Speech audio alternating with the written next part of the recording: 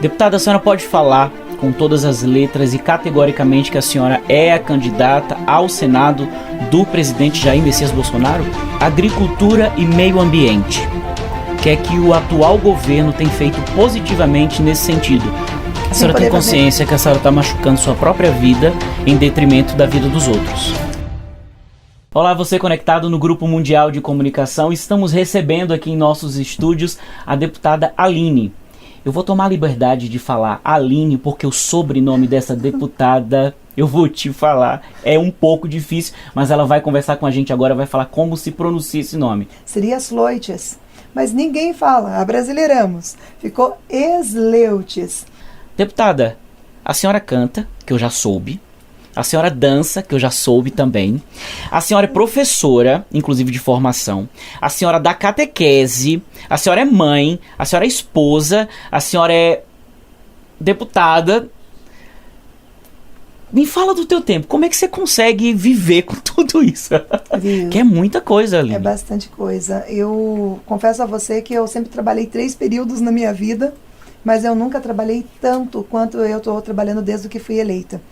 A função de deputado federal, ela te exige muitas coisas. Ela te exige o tempo, a concentração, muito estudo, porque você já pensou você ter que votar 20, 30 matérias naquela semana. Matérias das mais distintas atividades, setores, segmentos. Eu não sou obrigada a saber tudo, então eu tenho que estudar tudo para poder votar. Essa é a minha tarefa, é votar bem, votar pelo povo. E isso consome um tempo muito grande. Além disso, sou presidente da Comissão da Agricultura. Só na minha comissão tinham mais de 200 projetos tramitando. Como eu faço para discutir, votar, encaminhar, fazer audiências públicas de todos esses projetos na minha comissão? Depois eu tenho que arrumar um tempo para fazer o cuidado com os meus municípios. Hoje eu já atendo 220 cidades no estado do Paraná. Então, são 220 prefeitos, 400, 500 vereadores, pedidos de todos os tamanhos e de todos os níveis para a gente resolver lá em Brasília. Aí tem mais toda a situação política, né? O grupo político, atendimento político. Tem a minha equipe, que querendo ou não, o deputado federal é como se fosse uma empresa. Sozinho, como que eu vou ter a parte jurídica, a parte contábil, a parte de prestação de contas, a parte de entrega de emendas de recursos, a parte de visitação nas regiões, tem que ter os externos. Então, nós somos uma empresa, a empresa Aline Sleutes, que eu tenho que cobrar deles também. Uhum. Porque se eles não trabalharem, eles queimam o meu trabalho. Além de tudo, ainda tem que administrar a equipe. Tem que administrar. E eu sou católica, né? Participei muitos anos de cursilho, de movimento familiar cristão, fui catequista, sempre trabalhando, cantava nas missas, fazia parte também de liturgia. Então, hoje eu já não consigo mais, porque eu não consigo voltar para minha casa todo final de semana, às vezes leva 2, 3 semanas para eu voltar para casa. Então, a gente acaba, às vezes, tendo que assistir a missa num lugar, assistir no outro, aonde tiver. Mas é bom que a igreja está no mundo, né? Ou seja, está em todo lugar. Em todo lugar. Você querendo rezar, você consegue, em qualquer lugar. E a outra situação que é talvez a mais difícil é família. Eu tenho 3 filhos, uma de 18, uma de 16 e um de 12. Eu estou divorciada, mas porque é difícil conciliar tudo e às vezes as pessoas não conseguem entender toda essa rotina, é muito difícil, mas agradeço muito, né, ao pai do Lu, cuida demais, atende muito ele, graças a ele, a minha família, que cuida da minha família, enquanto eu estou cuidando do Paraná, enquanto eu estou cuidando do Brasil, porque senão seria impossível. Eu não consigo levar os 3 para Brasília, porque se nós estivermos lá e no final de semana eu tenho que voltar para o Paraná, visitar as cidades, eu vou deixar eles sozinhos? Não posso. E também não posso ficar aqui, porque meu trabalho está lá, senão eu não consigo atender os municípios, trazer recursos, votar, decidir as coisas pelo povo brasileiro. Então, nesse momento, eu tenho que fazer algumas opções. E eu estou, assim, muito feliz com os resultados dessas opções. Claro que às vezes dá tristeza de ficar longe de casa, de ficar sem poder ter minha vida pessoal. A senhora tem consciência que a senhora está machucando sua própria vida em detrimento da vida dos outros? Tenho e converso muito com os meus filhos sobre isso, porque às vezes é um aniversário, eu não estou lá, uma apresentação na escola, eu não estou lá, um evento da família, eu não estou lá. Mas eles sabem que eu não estou lá não porque eu não quero, é porque eu fiz uma opção de fazer mais do que os outros. Se for para eu ser só mais uma deputada, uma dos 30, eu acho que eu ficaria em casa, cuidando dos meus filhos, trabalhando, sendo diretora, professora, coordenadora, empresária, enfim, atuando nas coisas que eu tinha. E se eu resolvi fazer mais, eu tive que realmente diminuir a intensidade das outras atividades para poder dar o meu 100% lá na política. E graças a Deus, tem dado certo. Os resultados têm sido muito positivos. Hoje nós estamos atendendo mais da metade do Paraná. Hoje nós temos aí uma entrega de 173 milhões de reais para o Estado. Então, eu tenho certeza que esse dinheiro que eu trouxe ajudou a fazer a vida das pessoas em algum município melhor. Em 2000, a senhora tentou um cargo pela primeira vez. Perdi. Perdeu. Daí a senhora tentou quantas vezes mais? Aí a próxima eu ganhei, para vereadora. Sim. Aí a terceira eleição eu saí para vice-prefeita, perdi. Perdeu. A quarta eu saí para vereadora, venci. A quinta eu saí para deputada estadual, ganhei e não levei, porque não teve legenda no partido, faltou 2.000 votos de legenda. Eu fui a mais votada. Depois eu saí para prefeita, perdi. E saí para deputada federal, ganhei. Foi uma jornada. Você vê que as provações vão, né? São grandes. É para ver se a gente tem fé. Deputada, a gente percebe no seu discurso palavras que defendem família, que defendem a vida. Quais são os valores do seu mandato? Meus valores são o que a maioria do povo brasileiro tem como valor. A família, nosso direito de ir à igreja, de rezar, indiferente se você é católico, evangélico, adventista, cristãos terem direito de exercer sua fé. As bandeiras que eu sou contra a legalização do aborto, a legalização das drogas. Acho que se nós queremos manter nossas famílias em pé, nós temos que lutar contra isso. A questão da nossa liberdade de expressão. Vimos agora nos últimos anos um ataque às nossas liberdades. Até deputado federal sendo preso pelo que falou. Algo que eu nunca imaginei. Passar Daniel. E ver, né? O Daniel, grande amigo, Daniel Silveira. Hoje, além dessas bandeiras conceituais e das bandeiras de valores, tenho também a bandeira do agro. Sou a deputada representante do agro, sou a presidente da Comissão da Agricultura, a primeira mulher na história do Brasil a presidir essa comissão. Isso me dá um orgulho gigante. Cuidar do setor que cuida do Brasil. Nós alimentamos o Brasil e mais 1 bilhão de pessoas no mundo. Nós somos o celeiro. Então, é uma responsabilidade gigantesca. Tenho também uma bandeira muito forte com os deficientes. Sou a madrinha da mielomeningocele, uma formação que poucos conheciam, mas que temos mais crianças nascendo com mielo do que com síndrome de Down. E o governo não tinha ações para cuidar dessas crianças. E hoje nós temos. Hoje nós temos a cirurgia intrauterina entrando pelo SUS para atender essas mães. Nós temos a eletroestimulação para fazer o tratamento dessas crianças.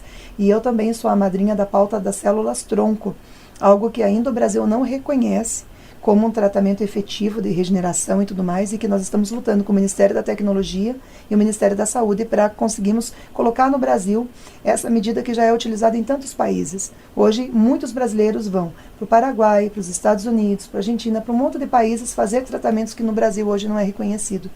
E sendo que tem centenas, milhares de pesquisas que já comprovam a eficiência. Também sou uma defensora da família, a pauta prioritária nossa, muitas lutas já em defesa da família. E a mulher, é óbvio, sou mulher, não sou feminista, sou feminina. Acho que a mulher não precisa estar nem à frente, nem atrás do homem, nós temos que estar ao lado, nós temos que construir, nós temos que dar nossas ideias, somos mais sensíveis em muitas pautas e isso faz com que o mundo seja melhor. Né, aceitando essas diferentes posições, esses diferentes pensamentos. E, acima de tudo, sou patriota, conservadora de direita, que acredito que o nosso Brasil já melhorou muito nesses 3 anos, porque vejo, porque participo, porque estou lá, vendo todos os dias o trabalho acontecer, mas nós precisamos ainda de uma longa jornada para desimpregnar o que foi feito nas nossas escolas, na nossa segurança, nos serviços públicos, no dia a dia da nossa população que a gente nem percebeu, mas eles já estavam mudando. E agora nós precisamos resgatar. Exato. Deputada, agricultura e meio ambiente. O que é que o atual governo tem feito positivamente nesse sentido? Quando eu falo governo, eu falo do governo federal e também do ministro.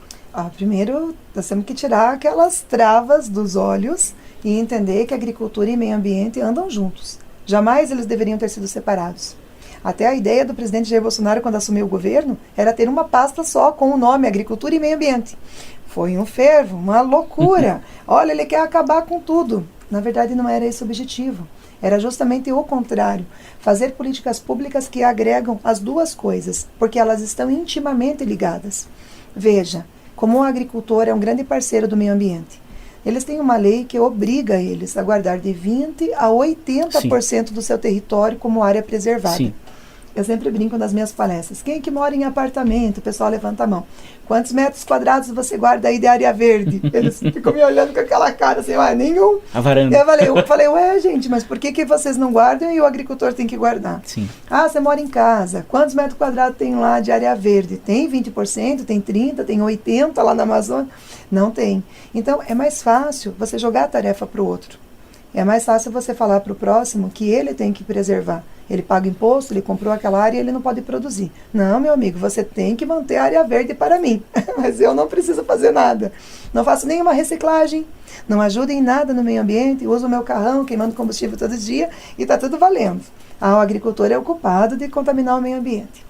Esta pauta é muito cara para nós, para o Brasil, porque a gente precisa desmistificar. Nós precisamos falar a verdade. O Brasil é referência para o mundo.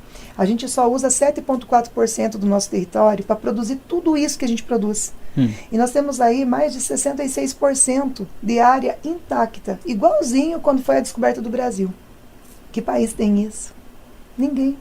Os outros países preservam deserto, preservam a área de gelo, preservam a área que já foi totalmente destruída, e nós não. Nós preservamos a área intacta, cheia de riqueza, que a gente tem que deixar de explorar, deixar de ganhar dinheiro, deixar de produzir, porque ela está preservada. Então, nós temos aí que levar a informação. Quando se fala, por exemplo, em pautas como defensivo agrícola, onde rotularam e ensinaram nossas crianças, nossos jovens, nossos adultos, de que é um veneno. Não, é um remédio. A planta fica doente, como o ser humano fica. E se você não usar o defensivo agrícola, ela vai morrer. Se ela morrer, você não vai ter alimento.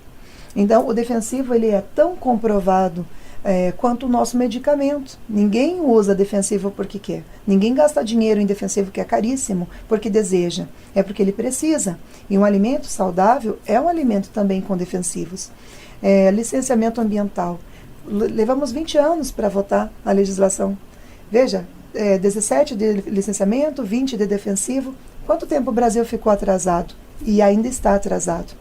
Nós não queremos destruir nada, nós só queremos ter harmonia nos dois setores. E os dois setores convivem muito bem. E hoje o ministro Joaquim tem um trabalho gigante sobre a agricultura sustentável e sobre o meio ambiente preservado e ativo. Inclusive fazendo, por exemplo, com os dejetos de porco, de ave, de gado, que era antes jogado direto lá na lavoura, ele possa parar lá nos biodigestores, ser transformado em bioinsumo, em energia elétrica, energia limpa, em biocombustível, e tudo isso pode ser feito através do que era o resto, o lixo, o que sobrou do agro. Não, ele vira dinheiro. Estive com o ministro Joaquim na quarta e na quinta-feira o dia todo trabalhando nesses projetos ambientais do Paraná, que é referência para o Brasil, inclusive, onde os produtores já ganham 4, 5, 6, 10 mil por mês com o que eles produzem de energia por causa dos dejetos que eram jogados fora. Uau. E o fertilizante que chega lá na ponta, muito melhor, muito mais qualificado, com menos perigo, com menos risco, jogado na lavoura e fazendo que a lavoura cresça ainda mais, com mais insumo, com mais fertilizante. Então, amigos, não caiam nessa história que agro e meio ambiente são inimigos. São extremamente parceiros, um depende do outro e nós estamos cada vez mais avançando, porque o Brasil é um Brasil de referência mundial. Nós temos uma agricultura verde, nós temos empregos verdes, nós temos geração de energia limpa, nós somos referência para o mundo. Muito bem. Deputada, a senhora pode falar com todas as letras e categoricamente que a senhora é a candidata ao Senado do presidente Jair Messias Bolsonaro? Eu posso falar que em novembro estive com o presidente Jair Bolsonaro e no final da reunião ele me falou: deputada Aline, quem são os candidatos ao Senado? Porque há uma preocupação muito grande com o Senado. Falo para você porque eu estou ali na Câmara, no ladinho. Muitos projetos importantes estão engavetados no Senado. A postura em relação ao STF depende do Senado. Decisões importantes para o Brasil estão parados no Senado. E aí eu falei para o presidente, candidato é o que sempre esteve lá, tem a minha idade de carreira política. E ele falou, quem mais vai concorrer? Naquela ocasião não tinha ninguém falando, eu quero. Eu falei, ninguém mais. E ele falou, deputada Aline, a senhora tem coragem? Bom, quando ele me disse isso, ele me provocou, né? Aí você lembrou lá daquele... Eu falei, ai meu lá Deus. de 2000. Aí eu lembrei dos 20 e tantos anos de sofrimento. Aí eu lembrei da minha campanha federal, passando fome, dormindo em beira de posto, sem material, ficando sem voz. Fazendo santinha, folha sulfite, saindo sangue da garganta. Eu falei, acho que coragem eu tenho, né? Eu falei, presidente, a única coisa que me trouxe a Brasília foi coragem e fé. O restante eu não tinha nada. Então, se o senhor me perguntar se eu tenho coragem, eu tenho. E ele falou, vá trabalhar. E foi o que eu fiz. Antes de falar, eu quero ser candidata, eu vim para o Paraná rodar mais as regiões e ouvir. Perguntando para o agro, perguntando para os cristãos, perguntando para os municípios que eu já atendia, para os meus prefeitos, para os meus vereadores. Você acha importante nós termos uma candidata? Mulher, cristã, do agro, conservadora, renovação. E todos eles falaram em uma só voz, precisamos de renovação no Senado. Então, eu comecei a avaliar que nós temos um vazio, um buraco aberto. Eu falo sempre que cadeira vazia, né, na política, cadeira vazia não fica, alguém vai sentar. Se não for eu, alguém senta. E eu observei que nós estamos com a cadeira vazia. E com a ajuda dessas lideranças, desses prefeitos, desses grupos que eu já tinha contato, eu comecei a minha pré-campanha, porque a gente não pode ser, né, candidato até que tenha as convenções em agosto, que firme o nosso nome, assine nosso documento e diga você é a candidata. E então eu sou pré-candidata. Eu comecei a rodar o Paraná todo, estou fazendo a caravana Aline pelo Paraná, já visitamos Oeste, Noroeste, Norte, Campos Gerais, Curitiba Metropolitana, Litoral, e a gente vai continuar rodando, fazendo grandes eventos, para que as pessoas possam me conhecer, saber quem é essa deputada Aline Sleut, saber quem é a presidente da Comissão da Agricultura, saber o que eu já fiz, quantos projetos, quais eu tive a oportunidade de apresentar, os recursos trazidos para o Estado e principalmente esse novo sonho, que com certeza é um desafio gigantesco, mas eu acho que a nossa vida é feita de desafios e nós precisamos ter coragem de enfrentá-los. Então, por isso que eu coloquei o meu nome à disposição, não só do presidente Jair Bolsonaro, mas coloquei o meu nome à disposição do Paraná, para que ele avalie e veja se eu tenho os requisitos, a cara, a personalidade, as condições de ser uma boa representante no Senado, representante do Estado do Paraná. Muito bem. Muito obrigado por sua entrevista, deputada. Foi um prazer ter aqui a senhora aqui nos nossos estúdios do Grupo Mundial de Comunicação. Para você que nos acompanha, você pode continuar se informando sobre notícias do Paraná, do Brasil, de Foz do Iguaçu e do mundo também, aqui no seu Grupo Mundial, através também das nossas mídias sociais e também das nossas plataformas de streaming, como o Mundiplay. A gente se vê. Até a próxima. Muito obrigado. Muito obrigada. Deus abençoe a todos.